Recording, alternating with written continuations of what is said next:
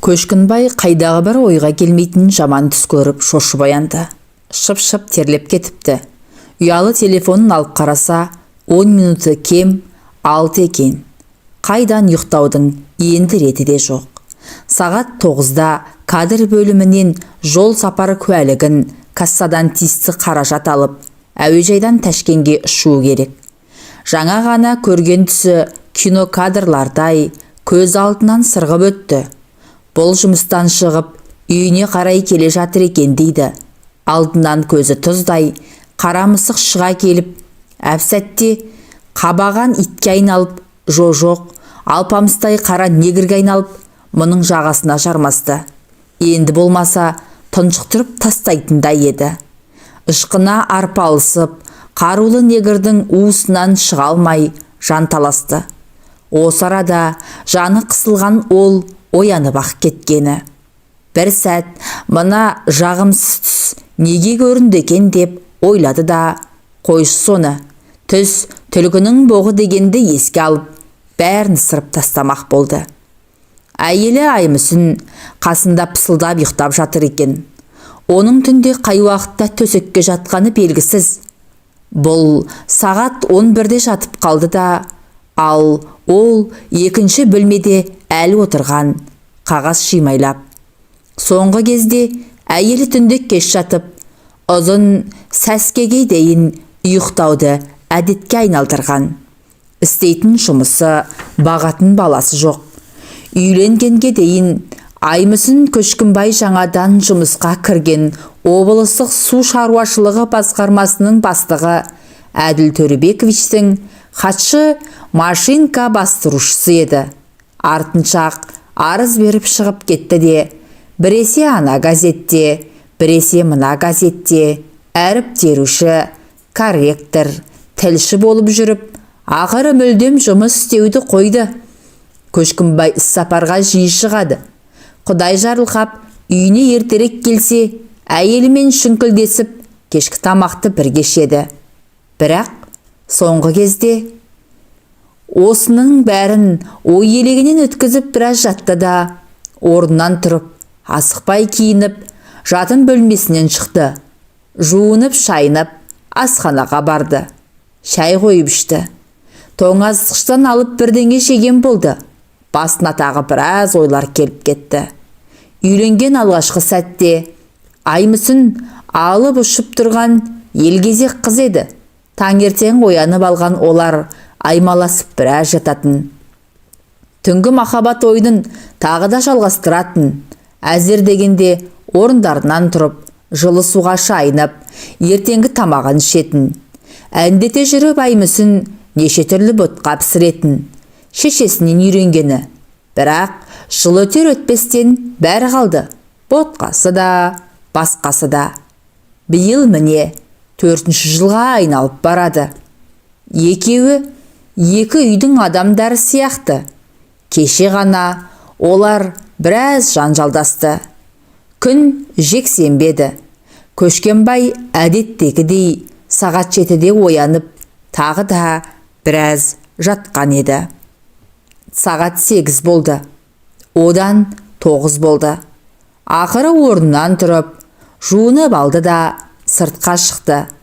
1-2 сағат сандалып, жүріп, қайтып келсе, Аймүсін әлі ұйықтап жатыр.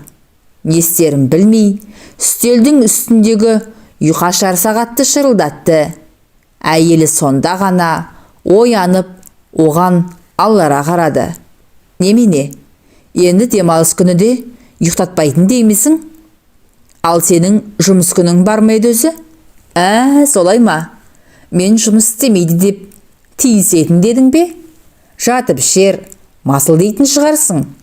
Маған дені сау жұмыс тауып берсең, қашан істеймін деп айттым, қашан істемеймін дедім. Кәнекей, тауып бер, мен де жұмыс істейін. Аймүсін әбден шынданып барып, әзер тоқтады. Бір-біріне айтпағандары қалмады. Бәріне Көшкінбай кінәлі болып шықты. Аймүсін жұмыс істемейтініне де, бала таппайтынына да, бәріне. Тіпті өкіметтен 2-ақ бөлмелі үй алғанына да. Сонда дейсіз ғой, сопайған екеу ғана. Қанша бөлмелі пәтер алу керек еді. Басын біраз қараңғы ойлар қармаған Көшкімбай, апталық жол сапарға деп өзі дайындаған сөмкесін көтеріп мекемесіне келді. Куәлікке қол қойдыруға бастыққа кірді. Әділ Төлебекович мұнымен қол алысып амандасты да отыр дегендей ишара жасады. Сәл жөткірініп, бурыл шашын саусақтарымен тарқатып, ойда жоқта салмақты әңгіме бастады. Көшкімбай шырақ, сенің сапарың белгісіз мерзімге шегерілетін болды. Жаңа ғана министрдің орынбасары қоңырау шалды. Ташкенде түсініксіз жағдайлар болып жатқан екен. Қайдағы бір террористер қаланың ортасында үкімет үйі жанында бомба жарған ба, не керек, елшек арасы тарс жабылып, ешкімді кіргізбей жатқан көрінеді. Кешеден бері бірде-бір самолет қабылданбаған. Көшкімбайдың есіне түндегі көрген түс сап ете қалды. Осыған көрінген екен ғой, деп ойлады. Бірақ оның алдында басқа бір пәлекет тұрғанын әрине білген жоқ. Сен енді айналайын шырағым, алаңдамай өз жұмысыңды істей бер. Жағдай тынышталған соң барып қайтасың, деді қартаң татқан бастық әдетінше қарағым шырағымды бастырмалатып. Бұған Көшкімбай не дей қойсын? Жол сөмкесін тастап, жұмысқа керекті қағаздарын алуға үйіне келді. Қалтасындағы кілтпен сыртқы есікті ашып ішке кіргені сол-ақ екен. Жатын бөлмеден ыңырсыған дауыс естілді. Өз әйелінің дауысы. Ауырып қалдым екен деген ой келді. Дереу аяқ киімін шешіп, сырт киімін шкафқа алды. Мәссаған безгелек. Аяқ астында біреудің келпаңдай бәтеңкесі жатыр. Ал шкафта түріктің қымбат бағалы курткасы мен аэродром деп аталатын кепка ілулі тұр.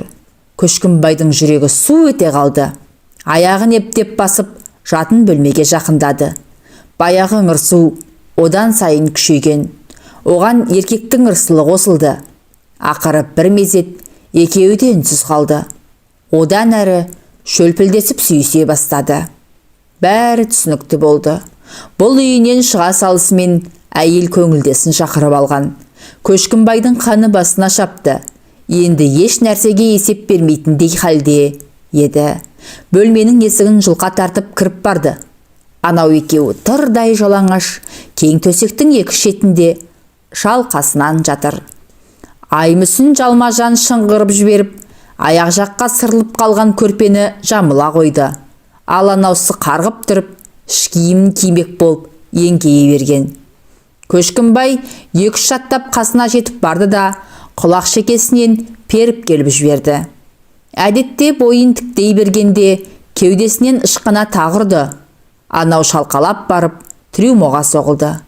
Адам бойындай айнаның быт шықты. Өзіне өзі келген еңгезердей еркек енді Көшкімбайға тұра ұмтылды. Мұрны қан, бұрғытып қалған қанға қарамай, мұны өшерлене соққылады. Көшкімбайдың аяғы тәлтіректей түсіп, шалқасынан құлады. Басы есіктің қырына оңбай тибесінен танып қалды. Еңгезердей жігіт жақындап келіп, орысшалап боқтап, екі бітінің арасынан бір-екі рет оңдырмайды депті де киініп шығып кетті. Осыдан кейін қанша уақыт өткені белгісіз. Көшкімбай әрең дегенде есін жиды. Көзін ашпай тыңдаса, Аймүсін мұның басын тізесіне қойып алып сипалап жылап отыр. Ара-арасында кешір мені жаным, кешірші деп қояды. Әйелін иттің етінен жек көріп кетті ол. Басын сипаған қолында, төбесіне тамған көз жасында.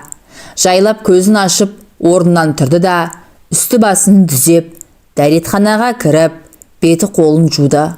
Соңынан қалмай өлердегі сөзін айтып, ауыз тынбаған әйелін көкірегінен итеріп жіберді де сыртқа шықты. Көз алды бұлтыраңдап, басы мың-дің болып тұр екен. Есік алдындағы сәкіге біраз отырды. Орнынан тұрып басы ауған жаққа қарай жүріп кетті. Ойынан үйдегі болған масқара жағдай шығар емес. Анау еркекке түсінікті, ұрғашы керек. Мүмкін қайда жұмсарын білмей жүрген ақшасы көп шығар. Ал Аймүсінге не жорық? Үйі басында, байы қасында, бұты құрғап жүрген жоқ. Ойы оңға, санасы санға бөлінді. Мен қай жерден қателік жібердім? Ұрып соққаным жоқ. Көлденең жүріс жасамадым. Тапқан ақшамды алақанына салдым. Қайда жұмсадың деп тексергем жоқ. Баратын жеріне барды, келетін жеріне келді. Жұмыс істе деп қинамадым. Мүмкін осының бәрі қателік болды ма? Көшкінбай сандалып жағы жүрді. Шөлдеп кеткен екен. Жан-жағына алақтай қарап, анадай жердегі дүкенге бұрылып, 2 бөтелке сыра сатып алып, тығынын ашып, қайта-қайта сімірді. Енді байқады. Қарны ашқан екен. Тағы біраз жүріп, кездескен кафеден 1 порция котлет алып, 200 грамм арақ ішті. Сыртқа шыққанда байқады. Түс қайтып кетіпті. Қала шетіндегі жатаған үйлердің арасында жүр екен. 2 тізесі дірілдеп, оңбай шаршап қалыпты. Шарбақтың сыртына орналасылған сәкіні көріп отыра кетті. Ойына енді бала кезінде қайтыс болып кеткен әке шешесі түсті. Егер олар аман есен болып, бұлармен бірге тұрғанда, мұндай нәрсе болмас беді. Қанша дегенмен келініне бас көз болып, ақылын айтар еді ғой. Жүрегі езіліп, тамағына тас тұрып қалғандай болды. Еріксіз көзінен жас парлады. Бір өкініш өзегін өртеді. Өлердей қорланды. Қайдағы біреу мұны аяғымен таптап, соңына барып боққа батырып кеткендей сезінді. Соның бәрі Аймүсіннен болды. Неге бағана жеке қалғанда қылғындырып өлтіре салмадым? Кенет қасындағы үйдің дарбаза есігі сықырлап ашылып, басына аққалпақ киген қағылеш шал бұған жақындады. Көшкінбай орнынан қарғып тұрып, қарияның қолынан алды. «Қайдан жүрген баласың? Не іздеп жүрсің?» деп тіл қатты шал, оның бетіне бажайлап. Мен пәтер іздеп жүредім. Ойда жоқта бұлай дегеніне өзі таңғалды. Қандай пәтер? Қанша бөлмелі? Қандай болса да мейлі, тұруға жараса болды. Бала шағаң бар ма? Жоқ, мен бір өзім. Бізде премиянка бар, 2 бөлмелі. Ішінде су, себеті, газы бар. Тек пешін жөндеу керек. Жүр, көріп ал.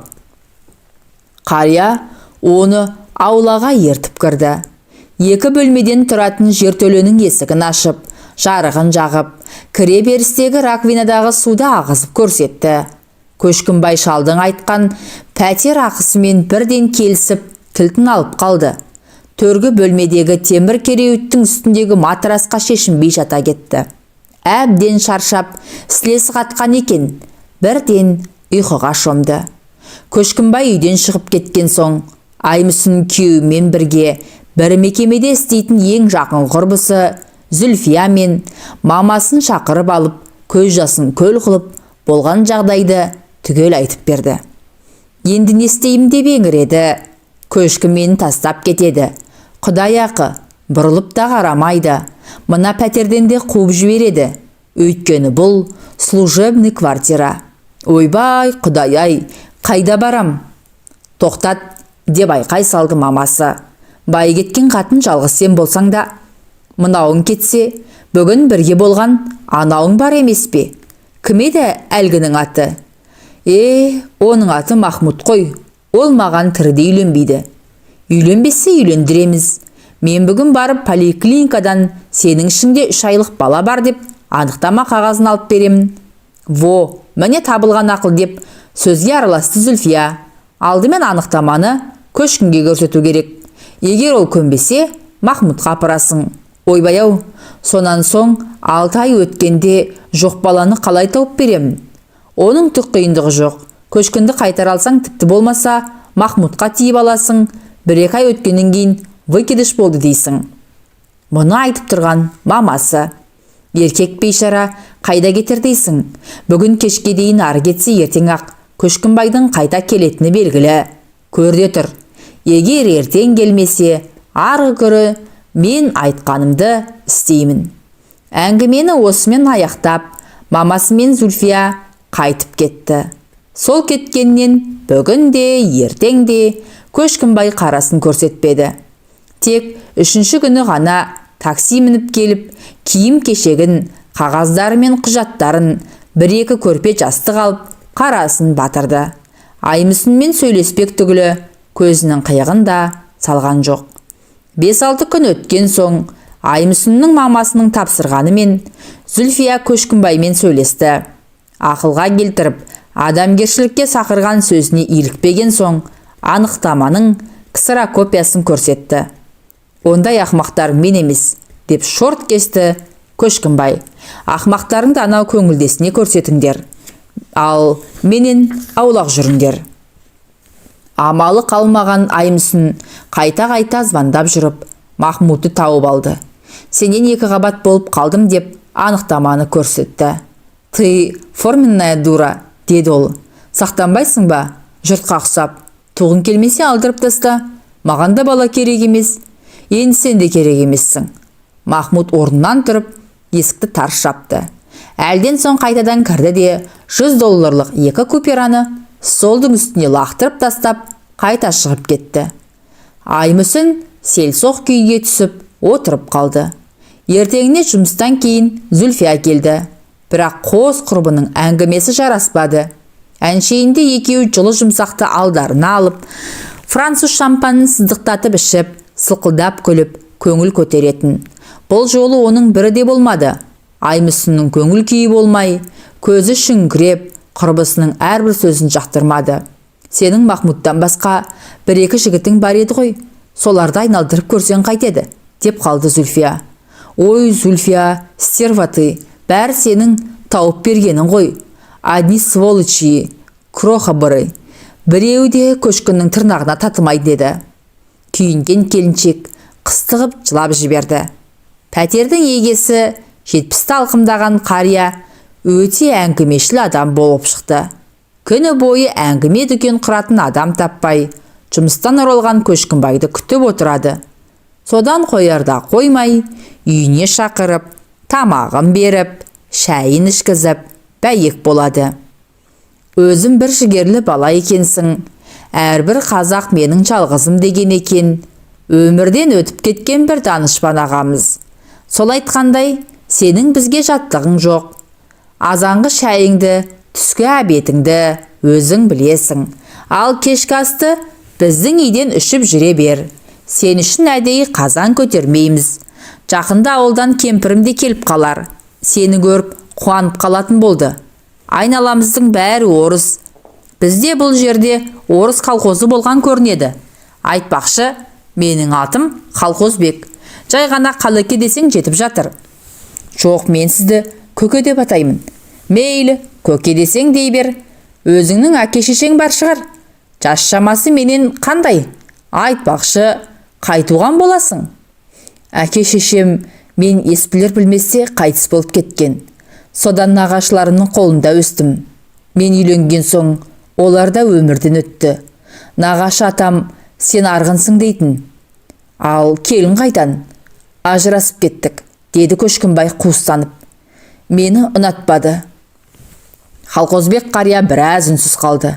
Әлден соң барып, Көшкінбай айналайын, сен ренжіме. Адам шал болғаннан кейін мұжмалау болып келеді екен. Оны мұны сұрай береді. Егер зәуімде сұрағым жақпай қалса, жауап бермей ақ қой. Ал мен өз атымды айттым. Руым Найман. Осы қаладан 30 шақырым жердегі Микоян колхозында туып өскенбіз. Құдайдың берген 2 бала, бір қызын ұстап қалдық. Басқасы жас кезінде шетінеп кетті. Балалар ауылда тұрады. Үйлі баранды. Жағдайлары жаман емес. Осы мезетте стол үстінде қалған тамақты, ыдыс-аяқты көтеріп, аш үйге шығып кеткен қызына естірмейін деп, даусын бәсейтіп, сөзін жалғастырды. Балаларымның жағдайы жаман емес дедім ғой. Тек осы Мәрияшімнің жолы қиын болып шықты. Бір қуаяққа жолығып, өлбәле бұрын үйленген екен, ажырасыпты да, оның үстіне не жұмыс жоқ, ішкілікке жақын болып, қызымды кеш болса, көкола қойда етіп сабап, не керек, әзір дегенде ажыратып алып отырмыз. Өзіміз бас көз болмасақ, әлде ішіп алып, жанда шығарып, күн көрсетпекші емес. Мынау жүрген 3 жасар Айжан әбден әкесінен зәрезап болған. Түн баласына қайта-қайта шошып оянады. Одан әрі әңгіме, қазіргі жастар, отбасы ошақ қасы, адамның бір-бірімен сыйластығы, тіпті өнеркәсіп пен ауыл шаруашылығының қазіргі жай күйі тағы да басқа туралы болып жалғаса берді. Күнде осы. Көшкінбай көтеріп келген газет журналдарын оқып, телевизор көріп, там-тымдап, шахмат ойнап, әкелі балалыдай жақындасып кетті. Әне міне келді деген кемпірі келе қоймай Қалқозбек шал дегбірсізденіп, қызы мен немересін Көшкенбайға аманаттап, ауылына жөнеп-ақ кеткені. Ақсақалдың ауылға кеткенін күтіп тұрғандай, жүгенсіз күйеу бала келіп ойран салды. Көшкінбайдың жұмыстан шығып, жол жөнекей кішкентай Айжанды балабақшадан алып, дарбазадан кіргені сол еді. Үйде айқай-шу болып жатқанының үстінен түсті. Артынша іштен Мәрияштың жан даусы шықты. Үйге жүгіріп келген Көшкінбай қуыршақтай келіншекті бұрышқа тіреп, жүресің менімен, әйтпесе өлтіремін деп қылғындырып жатқан еркекті көрді. Әй шайға қарамай, әлгіні иығынан тартып қалды да, есікке қарай итеріп кеп жібергенде, анау тәлтіректеп барып шалқасынан түсті. Удай мас екенсің. Сен кімсің? Біздің арамызға түсетін деп, анау екі көзі қанталады. Мен Мәрияштың күйеуімін, деді. Бұл ойланып жатпастан, енді орныңнан тұр да, қараңды батыр. Әйтпесе қылдай кеңірдегіңді суырып аламын. Айтқан сөздерін дәлелдегісі келгендей, көз жасы мөлтілдеп, бұрышта дірілдеп тұрған Мәрияшты құшақтай алып, бетінен сүйді. Қалтасынан ораман алып, келіншектің көз жасын сүртті. Содан кейін жұдырығын түйіп, әлі де шалжиып жатқан еркекке жақындады. Құры дедім ғой саған, бұл үйдің жолын есіңнен шығар, малғын. Еркек апыл-ғұпыл орнынан тұрып, сыртқа шыға жөнелді. Көшкінбай енді байқады. Кішкентай Айжан әлде үрпиіп, есік алдында тұр екен. Қолынан жетектеп әкеліп, сырт киімдерін шешіп, анасына ұстатты. Мәрияш әзер дегенде солығын басты. Қатты қорқып қалыпты. Сұп-сұр болған бетіне аздап қан жүгірді. Қызын құшақтаған күйі ұзақ отырды. Содан барып жай ғана үнемі өстеді. Араққа тойып, жыны қозған кезде бізге келеді. Сіздің келіп қалғаныңыз қандай жақсы болды. Әйтпесе, не боларын бір Құдайдың өзі білсін. Күндегідей үшеуі отырып, кешкі ас ішті. Қалғозбек көкенің жоқтығы білініп тұрды. Мәрияш екеуі бір-екі рет қана тіл қатынасты. Қайта Көшкінбай Айжанмен көбірек сөйлесті. Қолына қағаз, қалам беріп, сурет салуға үйреткен болды. Ақыры орнынан тұрып, пәтеріне кетпекші болғанда, Мәрияш қинала сөйлеп: «Аға, сіз осында қонсаңыз қайтеді? Әкемнің бөлмесіне. Әлгі жауыз айналшықтап жүріп, сіз кеткен соң тағы да кіріп келуі мүмкін», деді. Көшкінбай амал жоқ, осында қонып қалды. Ертеңіне де, арғы күні де біртүрлі өзін үйлі баранды адамдай сезінді. Күн сайын таңертең Айжанды балабақшасына апарады, жұмыстан соң қайтадан әкеледі. Үйге келгенде Мәрияш жымиып қарсы алады. Үстел үстінде ыстық тамағын әкеліп, шайын беріп, бәйек болады. Кірі жуулы, киімі үтіктеулі, әңгімелері де жарасып қалды. Тек қана төсектері екі бөлек салынады. Қалқозбек қария суықтап, тұмауратып қалған кемпірін ауылда қалдырып, бір аптадан соң асығып-үсігіп қайтып келді. Махмуд Аймүсінмен болған соң кездесуден кейін қатты ойланып қалды. Мен бұл жәлеппен бекер байланысыппын. Түкке пайдасы жоқ. Әне бір ақымақ байы боққа намыстанып, соңынан қалмауы мүмкін. Тауып алса, сотқа беріп, немесе біреулерді жұмсап, бәлеге бастаса не істеймін? Срочно жоғалуым керек. 3-4 күн өткенде оған Әлмира звондап қалды. Шала ауруханаға түсіпті. Үйінде бір өзі ғана екен. Махмуд машинасына отырды да лезде жетіп барды. Есіктен кірген солақ екен. Майысқан жас келіншек. мойнына асылды. Біраз аймаласып, сүйісіп тұрып қалды. Сонан соң ғана сыртқы киімдерін шешіп, беті қолдарын жуып, қонақ бөлмесіне өтті. Альмира мұның келуіне арнаулы дайындалыпты. Мұздатылған қазы қарта, тауық еті, қызыл уылдырық, қымбат балық, француз коньягі, виски, жемістің түр-түрі бәр самсап тұр. Олар мұны да аздап шықып жеп, 1-2 рюмка коньяк ішті. Тағы да ыстық сүйіс басталды. Ақыры шыдамай Махмуд келіншекті қаңбақтай көтеріп алды да төргі бөлмеге апарды. Екеуі жанталасып, бір-бірінің киімдерін шешіп, қатар тұрған мамық креслоға лақтырып тастады да төсекке жата кетті. Бір уысқана келіншек еркектің құшағын сағынып ақ қалған екен. Бір өліп, бір тірілді. Альмира Махмудтың көп көңілдесінің бірі. Күйеуі өзінен 30 жас үлкен, өте бай адам. Бірнеше мейрамхана, кафелері бар. Апта сайын солардан ақша жинап келеді.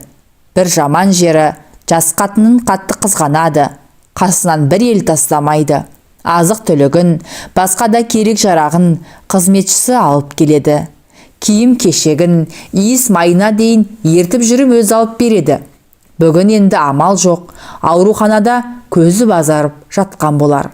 Альмира, деді кетерінде Махмуд, маған ақша керек, өзің білесің, мен біраздан бері жұмыс істемей жүрмін.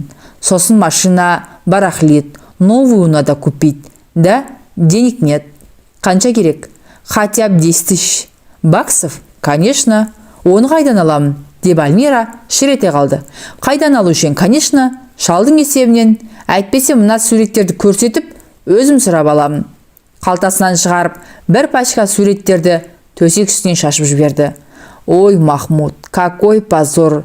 Біздің жатқанымызды кім түсіріп алған? Скрытая камера. Ты включил? Что ты за человек? Это не по-мужски. Альмира шашылған суреттерді жинап алып, жыртып тастады. Жыртып әуре болма, керек болса тағы шығарып аламын. Махмуд киініп алып, сыртқа шығуға беттеді. Ой, Махмуд, не спеши, деп Альмира сөмкесінен $1000 алып берді. Ладно, будем считать, что это первый взнос. Махмуд сыртқа шығып машинасына отырды да үйіне келді. Жалдамалды пәтердің есігін шақырып алып, ақшасын төлеп, кілтін берді. 2 сөмкеге таңқитып салған киім кешегін багажникке салып, Алматы қайдасың деп тартып отырды. Жұмыс аяғына таман Көшкінбайды бастық шақыртып алды. Көшкінбай, шырақ, сен өзің не істеп жүрсің? Деді, ашу шақырғандай болып. Сүйіп қосылған әйелінді тастап, үйіңнен безіп. Кім айтты? Деді Көшкінбай жұлып алғандай. Кім айтушы еді? Әлгінде енен келіп кетті. Саған қатты өкпелеп отыр. Жағзақсы тұрып жатыр еді, аяқ астынан бұзылды дейді. Келіншек 2 қабат екен, ішінде 3 айлық бала бар көрінеді. Әділ Төлебекович түсі бұзылып сөйлеп отыр. Үйден кетіп қалғаным рас, бірақ әйелінің жүкті екені өтірік. Рас болған күннің өзінде ол бала менен емес. Әй, сен не деп отырсың? Енеңнің қолында дәрігердің анықтамасы бар. Ал әйелінің көңілдесімен жатқанының үстінен түскенім туралы айтпады ма? Жоқ, бұл өзі анық па? Қашан болып еді? Өткенде Ташкенге сапарға бара алмай қалған күні, жол сөкемді үйге апарып тастап, қағаздарымды алып шығайын десем, түсінікті. Онда дұрыс кетіп қалғаның. Әлгі енеңде зыпылдап қалған екен, бір көргеннен жақпай қалған еді. Мақұл, бара ғой. Тек тағы бір пәлеге ұрынып қалып жүрмей айналайын. Көшкінбай жұмыстан шыға салып, Айжанның бала бақшасына қарай тартты. Көз алдында құрбалаңдап жүгіріп келіп, мойнына асылған кішкене қыз келе қалды. Зымырап шыл өтті. Көшкінбайдың өмірі әзер дегенде бір қалыпқа түсті. Аймүсіннің шешесі мен Жолбике құрбысы Зүлфия Көшкінбайдың үстіне арызды қарша боратып, қорқыты бүркітті. 1000 болғыр Әділ Төлебекович қолдан келгенше жәрдем етіп, қорғап қалды. Көшкінбайдан еш нәрсе шығара алмаған соң, шешесі Аймүсінді ауыл жақтағы бір бақуат кісіге ұзатып жіберді. Қатын өліп жесір бойдақ жүрген адам екен. Қалаға қарай қашып, қылтың-сылтың мінез көрсеткен Аймүсінді күнде қамшының астын алып жуасытқан көрінеді. Ұзын құлақтың айтуына қарағанда жақында ғана егіз қыз туыпты. Көшкінбай да осыдан біраз бұрын Мәрияммен некелесті. Бір-бірін ұнатқан олар былтырақ үйленіп қояр меді. Аймүсіннің әбігері бұлардың жүйкесіне жылдап тиген екен.